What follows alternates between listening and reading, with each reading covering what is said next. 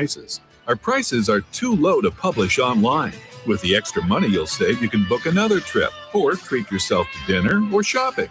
So stop searching all of those travel sites to find the lowest price on your next flight. Let one of our SmartFares expert travel agents find ridiculously low prices for you. Call SmartFares today and get the best price on your next flight. Guaranteed.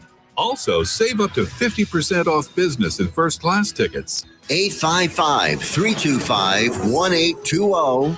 855-325-1820. That's 855-325-1820. Have you ever met a single person in your life that enjoys paying taxes? No one does. If you can't sleep at night because you have a huge problem with the IRS, I've got some free advice for you. This service is strictly limited to individuals that owe the IRS $10,000 or more in back taxes. And if you qualify, we can guarantee that you won't be writing a big fat check to the IRS, or our services cost you nothing. The first 100 people that call today will get a free tax consultation worth $500. Stop worrying about your IRS problem. We can help you, we promise. Call the tax doctor right now. I mean right now, to learn more. 800-240-4587. 800-240-4587. 800-240-4587. That's 800-240-4587.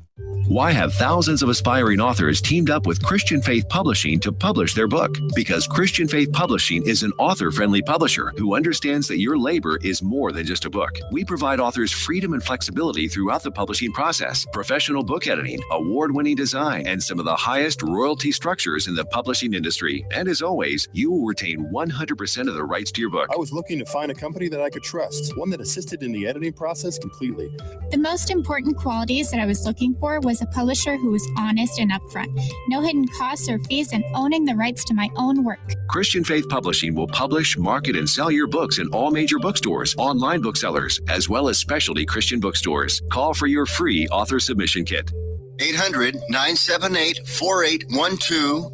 800-978-4812. 800-978-4812. That's 800-978-4812. Here's important new information from the Diabetes Solution Center for you, a family member, or a loved one suffering with diabetes. If you have lost your provider, or if you need a provider for diabetic supplies, you may qualify to receive your diabetic testing supplies now with little or no out-of-pocket cost, regardless of your age. All you need is Medicare or private insurance to be potentially eligible. Call the Diabetes Solution Center right now for details. Just takes a couple of minutes. Our friendly, knowledgeable agents will give you free, no-obligation information, handle all the insurance paperwork, and make sure your supplies are delivered directly to your door for free. Call U.S. Medical Supply 24 hours a day. 800-597-9323. 800-597-9323. 800-597-9323. Call right now. 800-597-9323.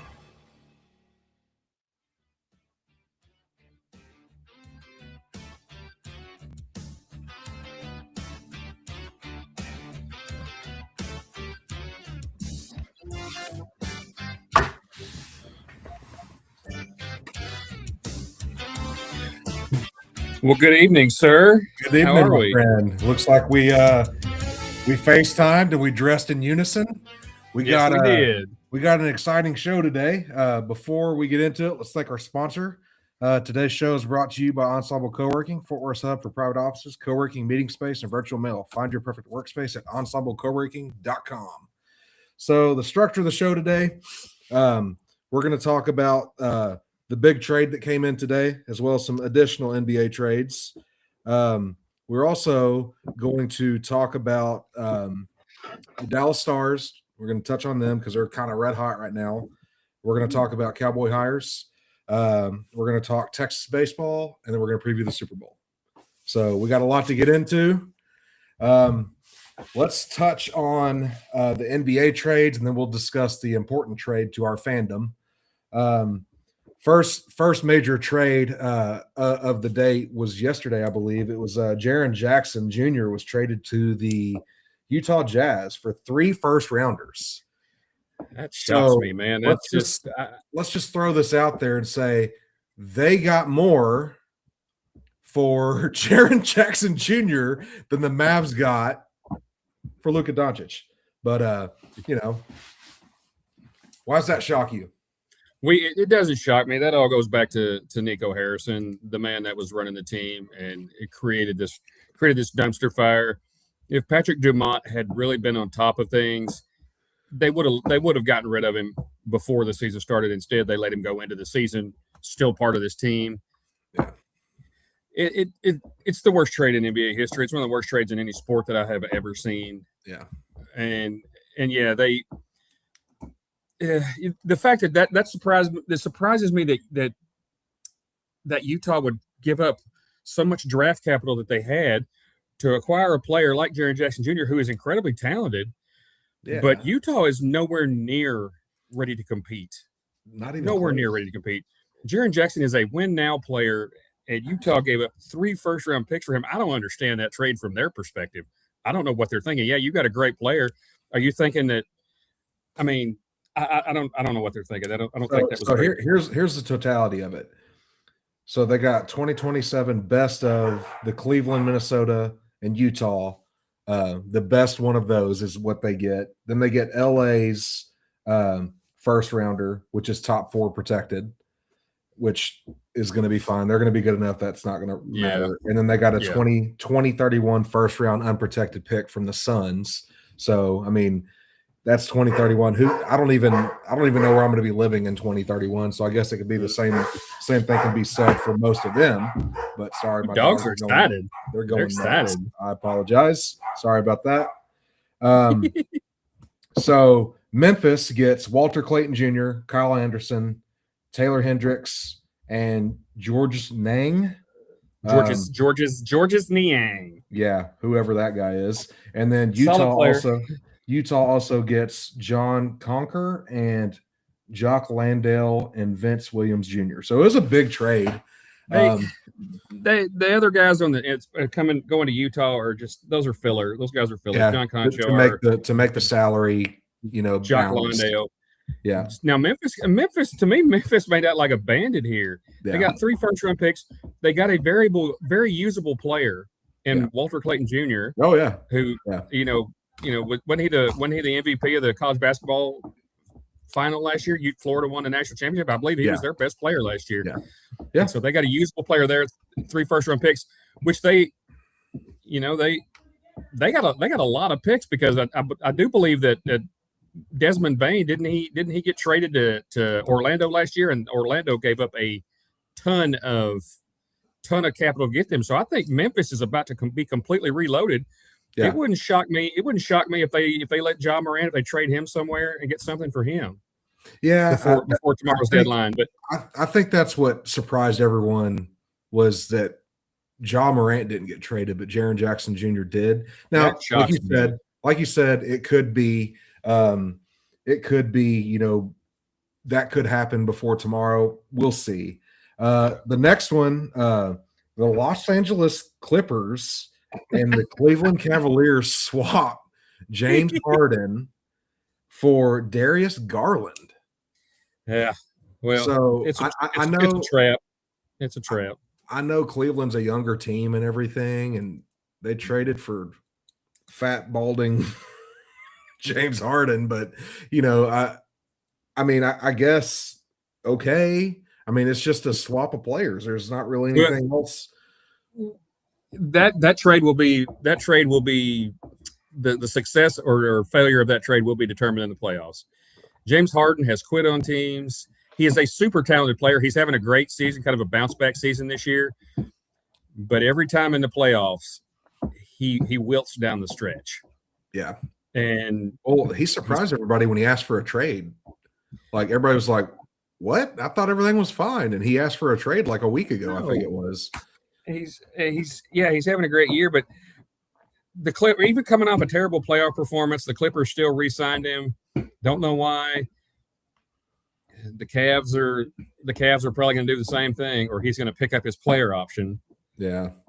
And it's just James Harden, man, I could be wrong. He's a talented player. Hopefully for Cleveland fans, it works out, but I don't see it. We shall see. Next one, Celtics acquire Nikola Vucevic from Chicago for guard Anthony Simmons and a future second-round pick swap. Pretty good. That was a pretty good swap. I think that's good for both teams. Good for both teams. It's a mutually beneficial trade. That's about as Definitely. even as you can get in trades. I do think that. Now, there was another trade today involving the Philadelphia 76ers. They traded I think it was a shooting guard and I forget his name.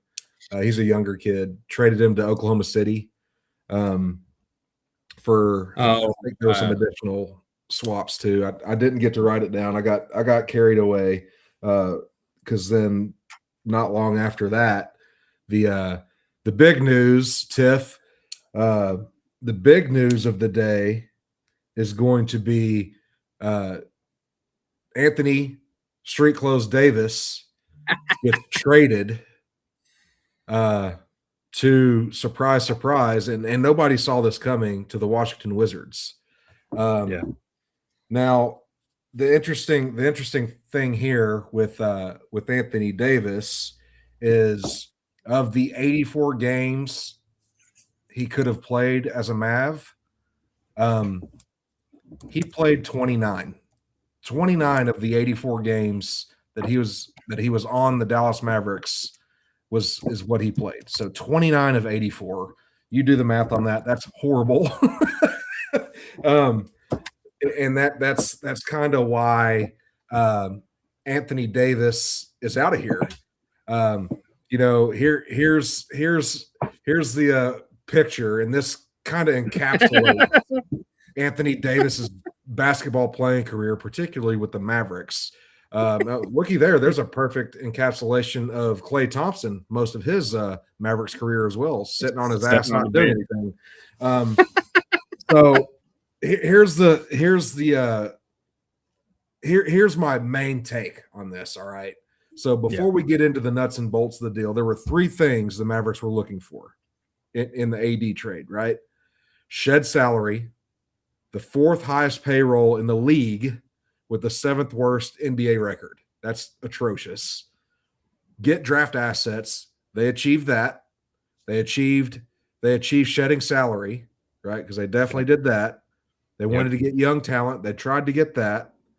But, I mean, you can't get everything that you're asking for, because in order for a trade to work, you have to give up something to get something, unless you're the Lakers, and then you can give up a guy that doesn't play for a international superstar in Luka Doncic. But I'm still bitter about it, obviously. Or you can get your GM to completely fleece. Oh my God! Completely fleece. You can trade with your be Nico Harrison and trade with your buddy and have the team that you work for completely get fleeced. Right, and then defend it, vehemently defend it. Yeah, it's insane. The guy's a sack of shit. That's the best way I can put it. Like, you traded a Rolls Royce for a sack of peanuts. Not only that, an expired sack of peanuts. Like, unsalted peanuts at that. They don't even taste good. Well, he was salted for a few games, and then all of a sudden the salt came off. It was fantastic, and we're like, "Oh wow!" They sucked the rest of the time. Like, I'm baffled by that trade. We talked about it earlier when the show started, at how abysmal all this was. Like, like the 1 year anniversary of the Luka trade was last weekend. Like, this past weekend. So we're a year removed from the Luka trade, and he's already gone. So, like, in a vacuum, right? Set aside the Luka trade, because you're never going to be able to make up for that trade. Like, you can't compare this trade to that trade, because it doesn't matter. But for a guy that was basically deemed to have no value, you got 2 first-round picks, and those first-round picks is a 2026 Thunder first-round pick, a 2030 protected Warriors first round pick. I don't know what exactly protected means. I don't know if it's lottery protected or top 10 or top 4. I don't know exactly, but it's protected at some point. There's a 2026 second via Phoenix. There's a 2027 via Chicago and a 2029 via Houston. Those are all second rounders. Man, that's not bad value for a guy who's deemed untradeable. Now you figure in all the guys that they got as well. You know, just look at the picture. He's not helping the Mavericks. At least maybe they got something that can help them down the road. Right. I mean, they got Chris Middleton. He was vital to the Bucks championship run a few years ago. I don't know how much gas he's got left in the tank, but a lot of people don't realize how this works. You can't just say, hey, I got to get rid of $35 million of salary cap and just dump that off for a guy that cost $1 million. You can't do that in the NBA. Yeah. You've got to make the values match. And a lot of these guys getting thrown in, they were guys to just make it match as well as be beneficial to the teams. I think that Middleton is actually a buyout candidate as well. Yeah, which I think that they'll come to some kind of deal and buy him out and get off the rest of his money, because this, to me, yeah, they got some future assets and stuff, but this is also about getting off all that money. And you know, AD. The craziest thing about this was, Bill, when you think about AD, Rich Paul came out and was like, he wants a new deal. Yeah. If you're the Mavericks, you're laughing at that, dude. What? Oh, yeah. You want a new deal right now? Like, oh, not only that, I want to make $65 million a year. Okay, well, I want a guy that plays in at least 60 games a year. So match me somewhere, right? Like, it was a freaking joke. And I think they were surprised that this happened, and now he's in Washington, where they were in full rebuild mode, and now it looks like they added AD to a rebuild that's nowhere close to being ready to be churned. I mean, they've got good players there. Don't get me wrong. They did trade for Trae Young. They did trade for Trae Young a little while back, but AD's not playing. Trae Young's kind of fragile. That's another team that I'm thinking, okay, you were talking about all your young core, and you've got a few good young players, but I mean, yeah, I mean, you know, it is what it is. So at this point, you know, Mavericks, I call it a win. They got back some capital. It doesn't look like doom and gloom like we talked about last week. You know, I was talking about you're a big team builder philosopher as well. I don't like giving up draft capital. We got some of that back. So very worst case scenario, you can package those picks to move up in a draft and get one of those top 5, top 6 guys to help Cooper Flag. And then you can bring some guys in via free agency. I'm not talking about building the team via free agency. I'm talking about adding a player here or there that will help you. Now, there's a possibility that they could still, you know, offload Daniel Gafford or Najee Marshall, but that's going to take a first round pick, second round pick type move to get those guys, which if they're going to do that, you're young enough, get all you can for the guys. I mean, you love the guys. I love Najee Marshall, right? Yeah. You know, I love Daniel Gafford, but man, the future's in the kid that can't stay healthy. My thing is, man, you're going to have a pretty the Mavericks going to have their own first round pick this year, and it should be fairly high. You package that pick with, you know, a couple of the other ones that you got, even if it's the most recent of the two. You package that, and if you can try and get into the top 4, because you've got 4 really, really good players here in the top of this draft, I think it kind of falls off after that. Yeah. But if you can package those guys and get into the top 4, and then add a piece or two in free agency, because you're going to free up probably close to $50-something million once everything's said and done, and probably more if you buy out Middleton. If you add a rookie out of the top 4 group, which is very, very talented, add one of those guys, add a piece or two in free agency. And then you got Kyrie coming back next season. You've got a really, really good start for the future of this team. You've got a good jump start to a rebuild.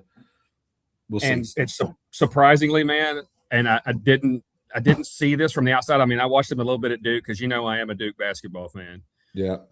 But in watching him throughout the league, I've always thought Kyrie Irving, before he got to Dallas, I always thought super talented player. You always hear the stuff, you know, they had the anti-Semitic comments a few years ago and the flat earth thing and all that. So everybody kind of thought he was weird, kind of aloof, just wasn't really in touch with things. But he's come here to Dallas. He's come to Dallas, man, and just been a part of, he's been a mentor. He's been a good teammate. He loves being here.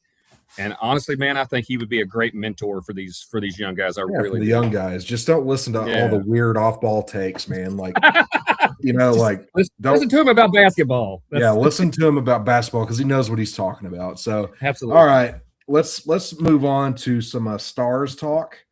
And real quick before we jump into the stars, the Mavs are in the middle of a 4-game. They were in a 4-game win streak. They're now in the middle of a 5-game losing streak.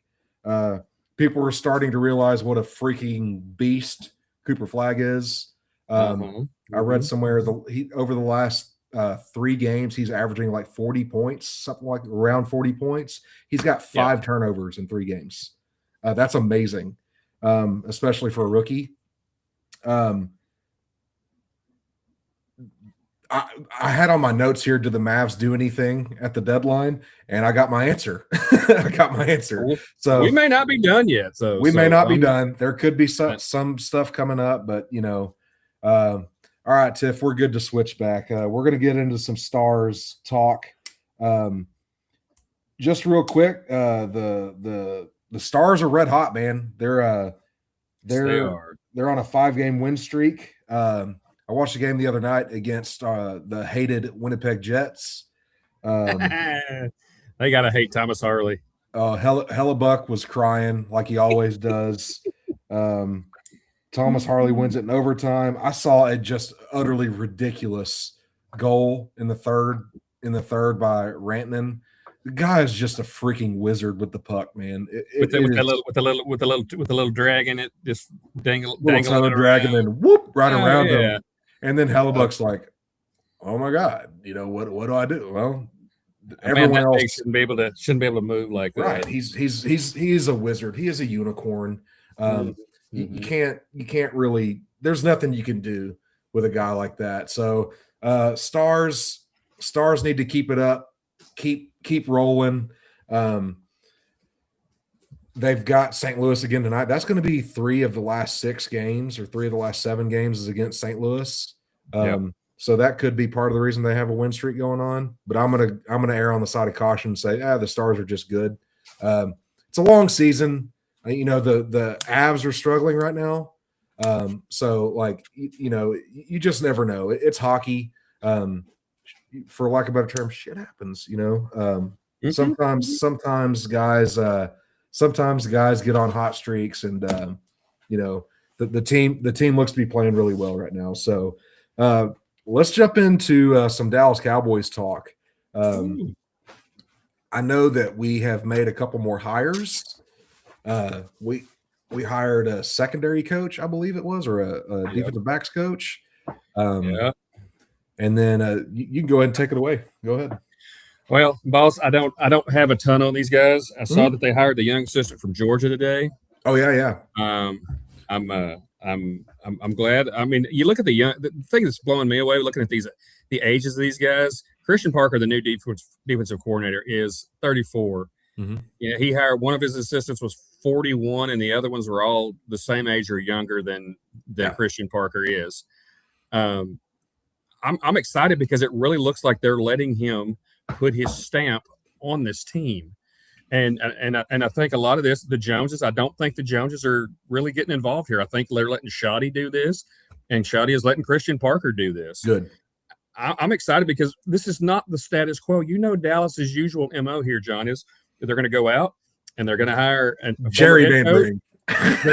They're going to hire a former head coach to run the defense, and he's going to be gone before too long. Yep. Dan Quinn was here a few years. Of course, Dan Quinn left. He was great for a while, but then they got their butt blown out in that playoff, and then everybody wanted to throw it at the feet of Dan Quinn, but they didn't have the personnel to be able to stop anybody in that game. So that wasn't on Dan Quinn, but he left and he went and got a head coaching gig. Yeah, but Matt Eberflus this last little go around here. Mike Zimmer was here for a year, didn't work. Matt Eberflus, at one time he was an assistant here long ago, went and coached the Bears, was head coach of the Bears, and I tried to give Eberflus the benefit of the doubt, and I like Flus, but it just didn't work here, man. It didn't work. Yeah. And Dallas is honestly not, that can't be completely on him either, because they're still, I mean, John, we could probably have, we won't, because it's just so hard to fill that many spots at one time. We could have 7 or 8 new starters on that defense. Yeah. That if we could afford it or draft enough, we have room for 7 or 8 new starters on that defense, because that's how bad the defense was. Yeah. I mean, you give me Quinnen Williams and maybe Overshown and Bland, and pretty much everybody else on that defense is replaceable. Yeah. I agree. Yeah, I agree. And we've got 2 first-round draft picks here, man. So I'm eager to see what Christian Parker can do with that. These guys, you see, when he was in Denver, and they talked to Patrick Surtain, who is, he was the defensive player of the year before last, and he gives a ton of that credit to Christian Parker. Yeah. Cooper DeJean and Reed Blankenship in Philadelphia give him tons of props, and DeJean says that he wouldn't be the player he is without Christian Parker. Yeah. So I have high hopes for the secondary, and it looks like he's brought in some quality assistants at the other positions too. Yeah. And Derek Ainsley, was it Austin was like your D-line coach? Yeah. I was a little disappointed to see Aaron Whitecotton go, because he had such a good relationship with Quinnen Williams. Yeah. But when Quinnen came over, he played well, but it wasn't like, he was setting the world on fire. Yeah. So, which is weird, because when they hired Whitecotton, that was one of the biggest, I thought he was going to be great. And he, I think we touched on this last week, he was great when the Marshawn Nealon tragedy happened. He was great at holding those guys together. He kept everybody tight knit and close, and he was a stalwart, strength bat signal for those guys. He kept them together, kept them going the right way, and everything just seemed to work together. And I mean, listen, they didn't improve the way that we thought they would. Like the defensive line didn't perform to the extent that we wanted them to. Like Osa didn't perform as well as we thought he would. Quinnen, as soon as Quinnen showed up, there was an immediate jolt, but there wasn't really much there. Kenny Pickett didn't really offer much, and Kenny Pickett's a good defensive tackle in his own right. But Raku didn't continue to develop. That's the biggest thing. The youth did not develop. Now, Ezaraku got a little better towards the end of the year, but if he's going to be a average pass rusher and a good run defender, you need a defensive end. You need a rusher. And he was brought in to get after the quarterback. So I'm just excited. I want to see them go into this year with a fresh start. No Micah Parsons drama. You're not going to lose your best player right before the season starts and have to listen to that, all that stuff going on. You're not going to have to deal with the Diggs saga anymore. He's gone. Mm-hmm. Got traded to Green Bay or got released and then signed with Green Bay, and he's already been cut by them. Wow. Because he's a shell of himself. Mm-hmm. And God, I'm just drawing a blank right there. Sorry.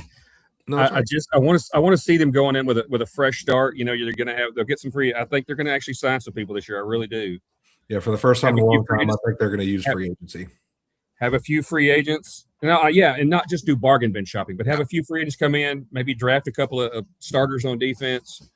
But a lot of that too is we have cap space for the first time in a while, And I pray that we don't ever see Kenneth Murray in a Dallas Cowboys uniform again, because he was terrible. He was terrible. The man looked lost out there. That dude doesn't need to be in the NFL.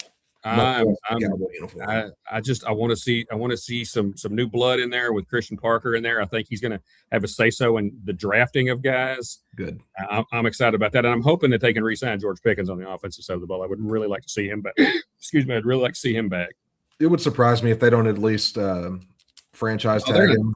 Most likely they're going to tag him and try and work out a long-term deal. But yeah, I mean, he's one of those guys that scares me because of the because the mentality off-field and stuff before here. off-field stuff, but hopefully he and CD can hold each other accountable. CD really wasn't an issue. CD wasn't really an issue until Pickens got here, and that was like one incident in Vegas, right? Yeah.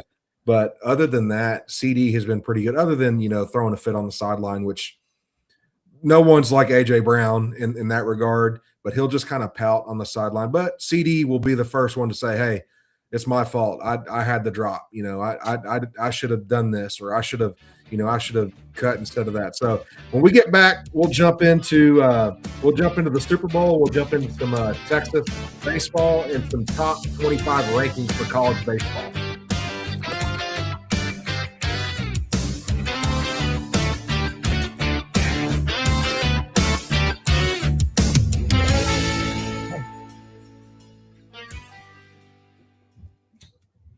Let's be honest, wheelchairs are heavy, bulky, and ugly. If you carry a wheelchair in your car to take care of a loved one, you know how hard it is getting that clunky, old-style wheelchair in and out of your car. Introducing the Feather Chair Wheelchair. At 13 pounds, it's the world's lightest wheelchair. It folds in seconds and fits neatly in your trunk, backseat, or closet, so you can take it everywhere. And it's only available right here. Order yours today and get a free wheelchair case, a $50 value, yours free. The Feather Chair. The world's lightest wheelchair is just $4.99 with easy payments as low as $16 a month. Sorry, no Medicare or insurance accepted. So call right now to order yours. 800-823-5826. 800-823-5826. 800-823-5826. That's 800-823-5826. If you are trying to quit drinking or doing too many drugs, listen to me. You don't know me and we'll never meet. I had a problem like you once. I drank and used to party a little too much till it got out of control and almost ruined my life. I realized I needed help to fix my problem before it totally destroyed me. If you've tried to fix your drinking and drug problem and you know you can't do it alone, you need to call the National Treatment Advisors. They'll immerse you into a 30-day program to replace your old habits with new habits and totally change your life. And if you have PPO private health insurance, the entire program may be covered. Fix your problem right now before it gets any worse. Get clean. Call now and learn more. 877-247-1581. 877-247-1581. 877-247-1581.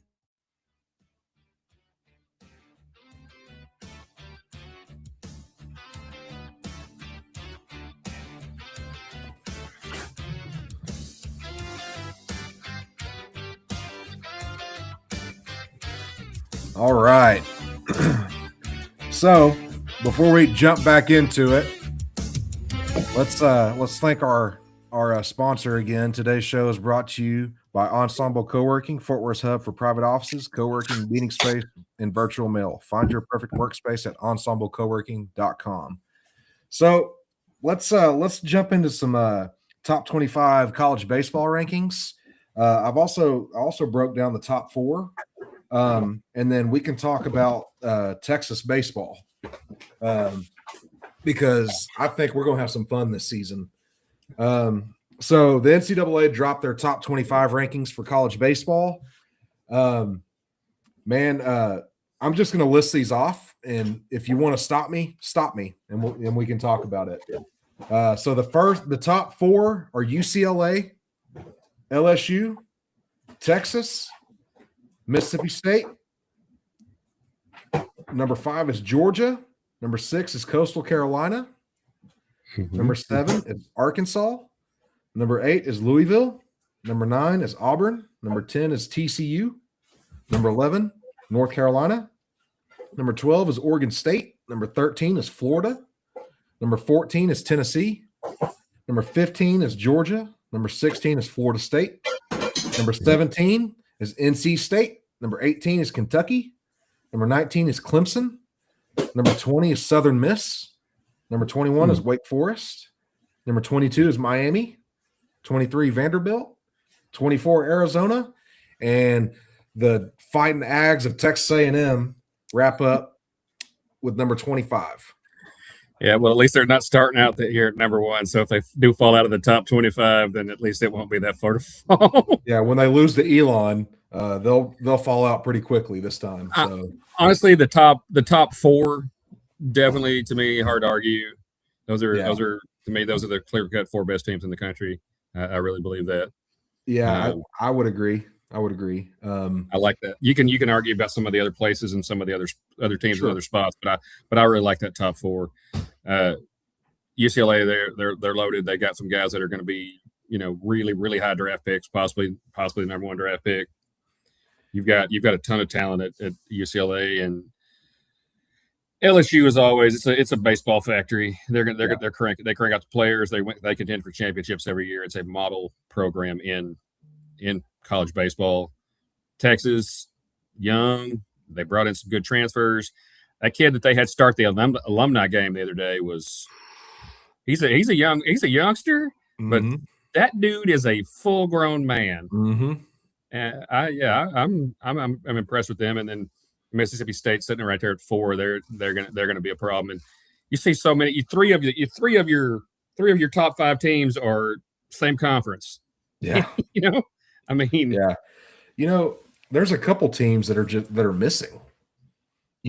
Alabama's not in the top 25. Which, I mean, they're normally pretty decent, but they're a good team usually. Oregon's not in there. Oregon's normally, I mean, they were pretty good last year. Yeah. Now, again, I don't know the ins and outs of other programs. I know Texas. Oklahoma is normally ranked. Now, I know Oklahoma lost like their top 2 pitchers, maybe 3 pitchers. They lost a lot, and I don't keep up with them. Jace's old select coach is friends with the coach over there. He's friends with Skip Johnson, so he kind of followed him pretty closely. But he was like, he asked me one day, he was like, "Hey, if I could get you in there, would Jace play at Oklahoma?" I was like, "Absolutely not. Couldn't do it. Absolutely could not do that." That's bull crap, and it because that's a free college education in a major program. You damn well know it. Well know it. Wouldn't do it.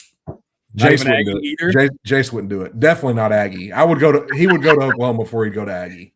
Well, that's closer to home. That's a lot closer to home for you, honestly. Yeah, that's true. Straight up 35. Yeah. So UCLA, man, their coach, they chose to struggle in 23 and 24 and roll with the high school class. And it really off last year with their first College World Series berth since they won the Natty in 2013. So stability is the word for UCLA. They're going to be a pain in the ass for everyone in the Big Ten. LSU, what else? I think you kind of covered this already. What else can you say about Jay Johnson? Dude knows how to win. He knows how to build a program, and they reloaded. They're a factory. He won his second title in 3 years last season.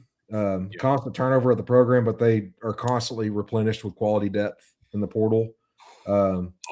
They've got returning production out of their outfielder Derek Curiel and shortstop Stephen Millam, and they added pitching and all that jazz, and they've already got quality talent sitting on the bench.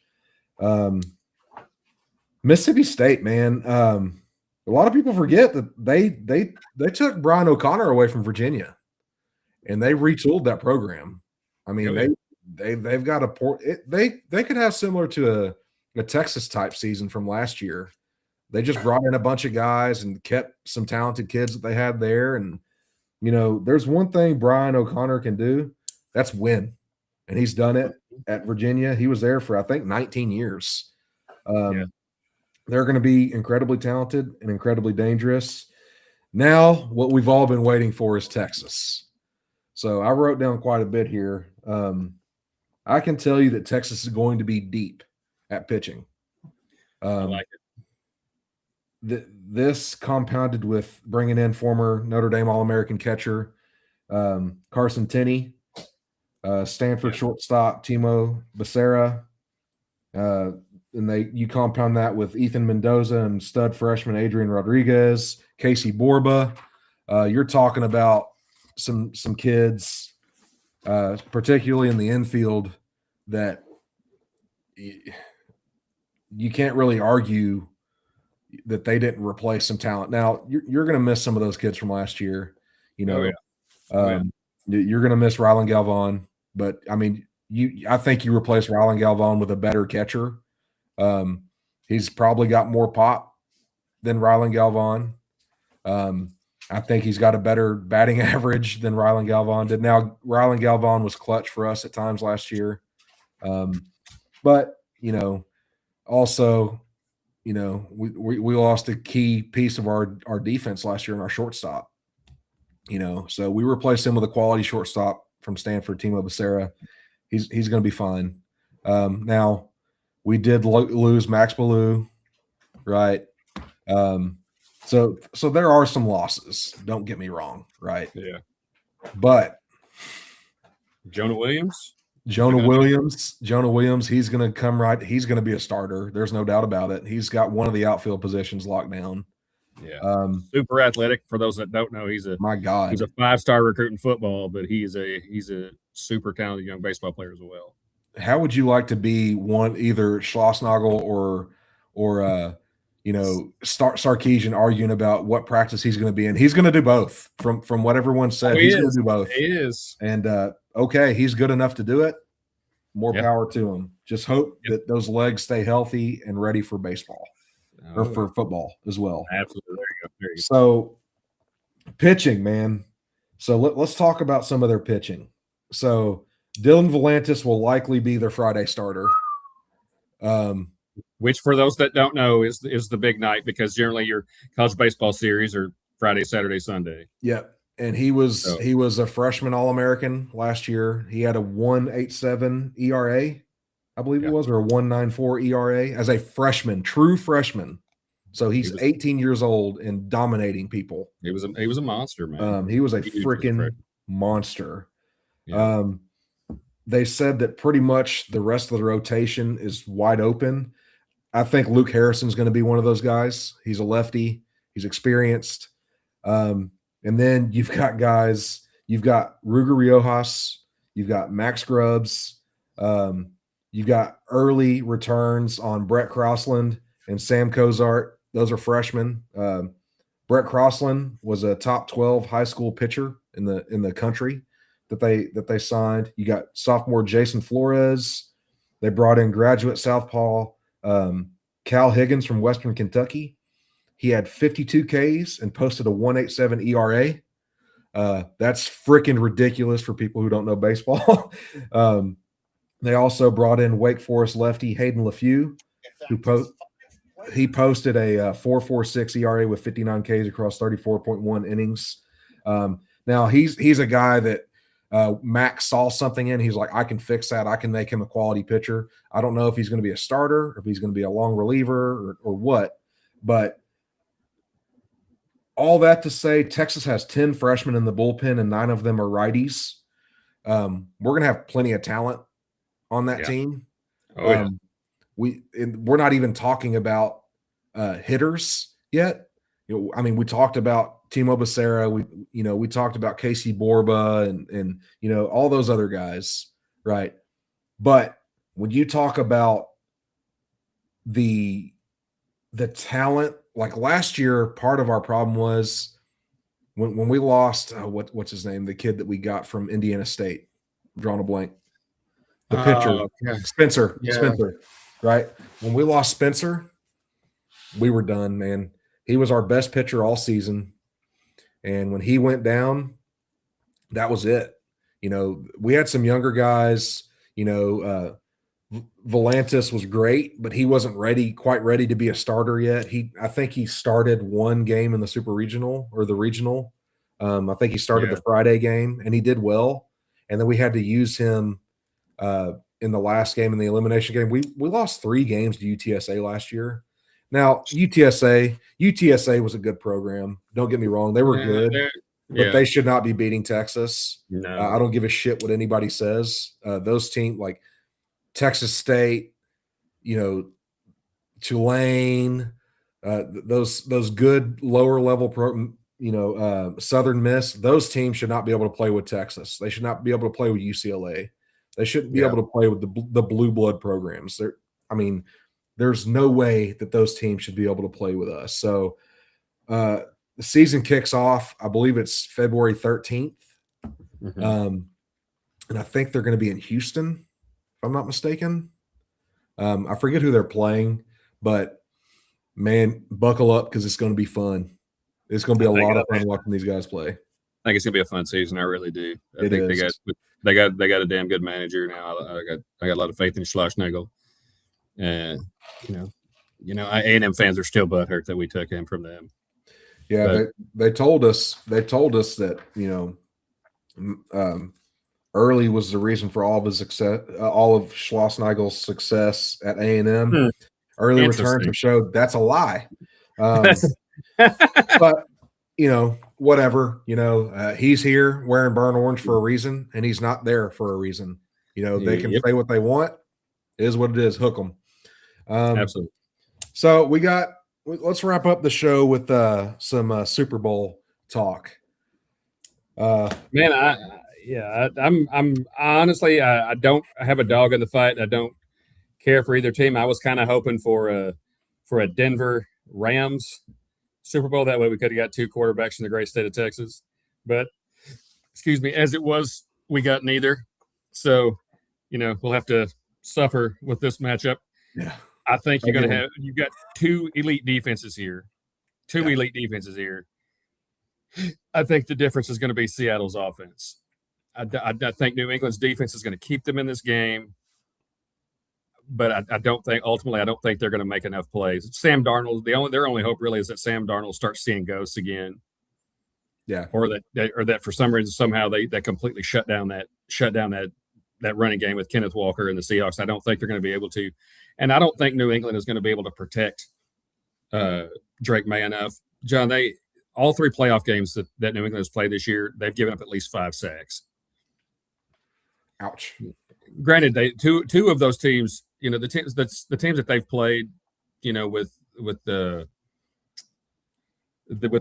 Texans and with the Denver Broncos, two of the best defenses in the league, but they're going against another defensive team that led the league in fewest points per game at 17.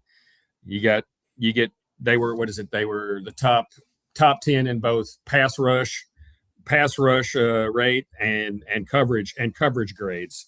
Yeah. So even if they're not getting to you, they're still creating pressure and they're forcing bad throws, and you got a very opportunistic secondary back there. Sure.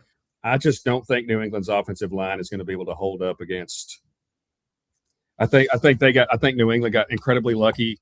C.J. Stroud gave them. Now, granted, New England was pressuring him, but C.J. Stroud, he had some terrible plays. If he doesn't make half of those terrible plays, it's a completely different game. Sure. And then in a snowstorm in Denver, New England was just the last team to score before the blizzard hit, and after that, trying to kick the ball was, it wasn't happening. Yeah. So, and Denver was playing with a backup quarterback. So, they got a little bit lucky there. You're not facing a backup quarterback here. There's not going to be a snowstorm in San Francisco, California. Yep. If there is, it might be the apocalypse. But I am going to enjoy watching Seattle play in the home of one of their play in the Super Bowl in one of the home of their bitter rivals, the San Francisco 49ers. Yeah, that's going to be quite enjoyable. I just don't think that they've got. I don't think New England has enough offensively. I don't think they're going to be able to protect Drake May enough. And you look at how Seattle built this team. They added Darnold in the offseason. They replaced Geno Smith with him. Yeah. Geno Looks Smith like a home run. Looks like Geno Smith went to the Raiders and was a complete flop. Mm-hmm. And they're not going to have him back. They signed DeMarcus Lawrence on that defensive side of the ball, give him stability. DeMarcus has still got a lot left in the tank. He's a really good leader. He holds those guys accountable. He's tough. He's just, he's got a lot left in the tank, and I'm excited for him. Hoping to see Tank Lawrence get a Super Bowl. Yeah. Add to the list of former guys named DeMarcus that used to play for the Cowboys that go on and leave there and get a Super Bowl, following DeMarcus Ware with the Broncos. the only thing I don't like about that is the whole I wasn't going to win a Super Bowl in Dallas. That kind of hurt. He talks he talked some mess when he left. Yeah. But I like Lawrence. I think he's a good player. Yeah. And I think he's going to be a big part of what Seattle does this weekend. Sure. And one of the other honestly key pieces, this was an addition by subtraction as well, was they went ahead and let DK Metcalf walk and elevated Jackson Smith and Rockwall's own Jackson Smith and Jigba to the number one wide receiver, and he flourished. Damn you, Tom Herman! You ruined that recruitment, by the way. Yeah, bastard. Yeah, yeah. But he just blossomed and led the league in receiving yardage, and he was honestly, to me, Puka Nacua was probably the best receiver in the league, but JSN was one of the top three or top 3 to 5, you can't really argue that. He looked different in that game against San Francisco. Was it? He just he was just on a different level than anyone in that secondary. Like they didn't have an answer, dude. And it was like, all right, well, we're just going to accept it. And they proceeded to lose by 43 or granted they were the fact that San Francisco got that far with as banged up as their roster was. Yeah. And like I said, you and I both don't, we have no love for the 49ers, but we both would love to have Kyle Shanahan as our coach. I do love that ball coach. I do love him. Yeah, that man he knows how to get stuff done. He does. He's going to win a Super Bowl sooner or later, which is going to suck because it's probably going to be in San Francisco. But anyway, I just, like I said, man, I want to get your thoughts on the game. What do you think? How do you think this is going to play out? I've agreed with everything that you said to this point. I think it's going to be a close game in maybe the first half. I think, like you said, eventually they're going to wear that offensive line down, and maybe it starts before the first half. But if you think about it, right, comparison, I'm going to trust Sam Darnold more than I'm going to trust the young kid, Drake May. Now, that's not to say what Drake May has done. Like Drake May very well would have probably won the MVP this year had it not been for Matthew Stafford playing outside of his mind. He still might, man. I don't think it's a foregone conclusion that Stafford wins. We'll see. I mean, if I had to put my money on it, I would think Stafford's going to win it. But, he might still win it. Who knows? I think if he wins the Super Bowl, maybe he does win it.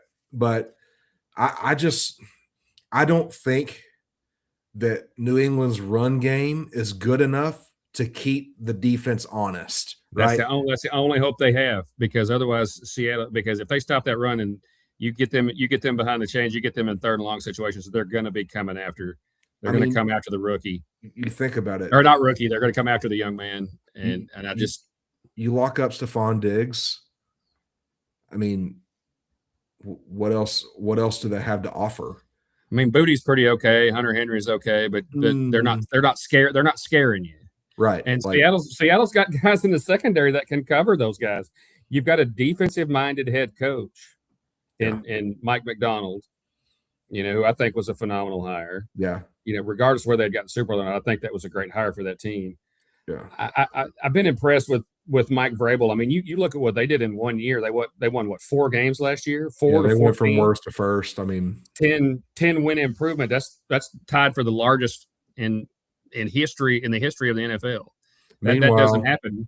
Meanwhile, you've got the Buffalo Bills, whose GM obviously wears Velcro shoes. Like I don't understand it. Obviously Bob Kraft knows what he's doing, and he went with Mayo last season, and that was a cluster, right? They let him walk, and they brought in their right guy. They brought in Vrabel. Vrabel took the season off, right? He took a season or two off. I would love to have had him here. I'm not knocking Shoddy. I think Shoddy's got this team going in the right direction, and it appears that the Cowboys are actually letting him do some stuff. Yeah. So I like Mike Vrabel. He went to New England and he rekindled that fire. He instilled a culture and a toughness in that team.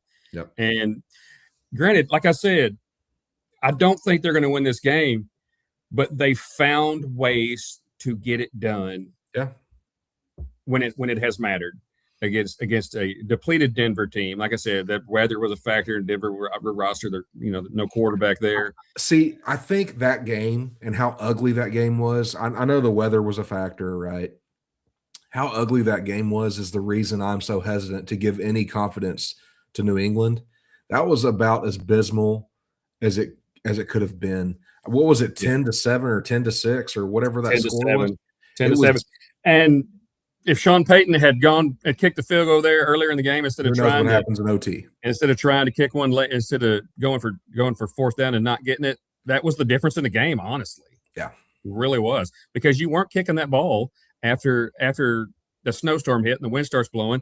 And with a backup quarterback, New England was just they stifled them. Like I said, New England's very talented defense. They are. Their only real hope here is to be able to muddy up this game. They got to keep it low scoring. They've got to keep it low scoring. They can figure out a way to run the ball and do a decent job of protecting Drake May, and then figure out a way to slow down that Seattle offense. Like I said, you can get Darnold every now and then. You can get him to see ghosts. Yeah, but I don't think that New England. I just don't think they have enough here. I think that they've got to hope that New York Jets Sam Darnold shows up to this game. That's what they've got to hope for. Or that the Sam Darnold from the Rams game earlier in the season where he threw 4 picks. Yeah, and whatever, dude. Here's the thing. We brought up our boy in San Francisco. Whatever he does to these quarterbacks, it's unreal. He did it with Sam Darnold, right? Yeah. He took Mr. Irrelevant, and he's on he's gotten a large contract extension. Yeah, right? Yeah, talented. Yeah.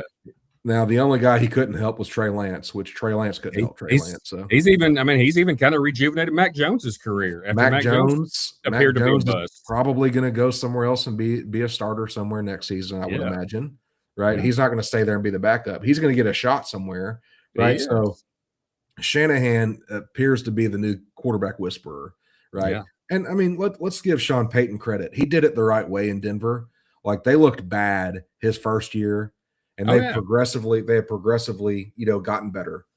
It's going to be fun because I think we're going to see for a while in the AFC, we're going to see Denver and New England fight it unless they can figure it out in Buffalo, because Buffalo hired our boy Jim Leonard. That's about the only thing they did right. I don't hate their hires. I don't hate Joe Brady because him and Josh Allen have a good rapport, and their offense is going to stay the same. It's not going to change a lot offensively. They got to find a receiver, and I think the Jim Leonard hire on defense was a home run. Yeah, I mean, so all that being said, it's like it seems like things are like it was a shit show there for a little bit when they fired him, and I looked at you, I was like, dude, what are they doing, man? They fired a top 5 coach in the NFL. The GM, I believe it was kind of a power play there. I really do. And you think there was a power struggle between the two? I do. And Brandon Bean got elevated and McDermott got fired, and he was throwing McDermott under the bus, saying that he didn't really want that Keon Coleman draft pick, the wide receiver that they drafted, but McDermott did, and it's just terrible. They made, but I think honestly, they lucked into some really good hires because Joe Brady's a damn good coach, and they got Jim Leonard, who I think he's gonna kill it as a DC. Yeah.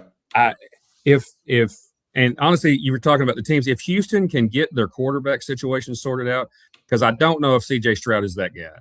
He has regressed. He's looked like the guy. I was fixed to say after that first year or two, I was going to say, I screwed up. I missed the boat on that. Because there were some things when he was coming out of college that I didn't like. He didn't see things, and he made some bad reads. He didn't always see the blitz and get rid of the ball. In the first couple of years, he looked great, but this year the last couple of years he's just regressed. Now I don't know if losing Bobby Slowick had anything to do with that, but he's got some weapons there. Nico Collins. So we'll see. But I'm gonna say 27-20. 27-7 Seahawks. 35-28 Seahawks. All right. We'll see how this goes. We'll talk about the outcome next week. Love you guys. See y'all next week.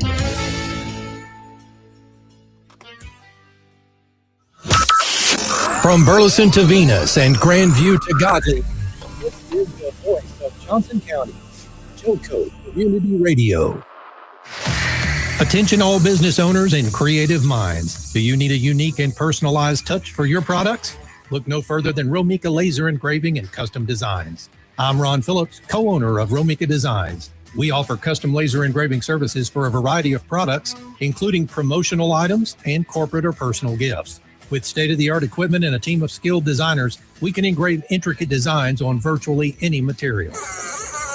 Whether it's a special message, a company logo, or a custom